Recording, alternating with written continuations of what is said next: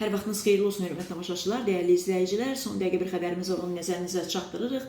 Belə ki, sinoptiklərdən xəbərdarlıq var. Sabah leysan olacaq. Bundan bağlı Milli Hidrometeorologiya Xidməti məlumat yayıb. Bildirilir ki, sabah Bakıda və Abşeron yarımadasında hava şəraitinin dəyişkən buludlu olacağı, arabir tutulacağı, əsasən yağmursuz keçəcəyi, lakin 3-dən 4-ünə keçən gecə axşam bəzi yerlərdə yağış yağacağı gözlənilir.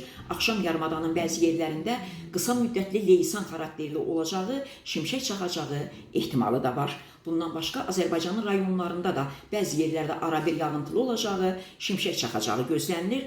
Ayrı-ayrı yerlərdə leysan xarakterli, intensiv olacağı, dolu düşəcəyi, hətta yüksək dağlıq ərazilərdə sulu qara keçəcəyi ehtimalı da var. Bəzi yerlərdə arabir duman olacaq, mülayim şərq küləyi əsəcək. Bakıda və Abşeron yarımadasında isə havanın temperaturu 12-15 dərəcə isti, gündüz 17-22 dərəcə isti olacaq.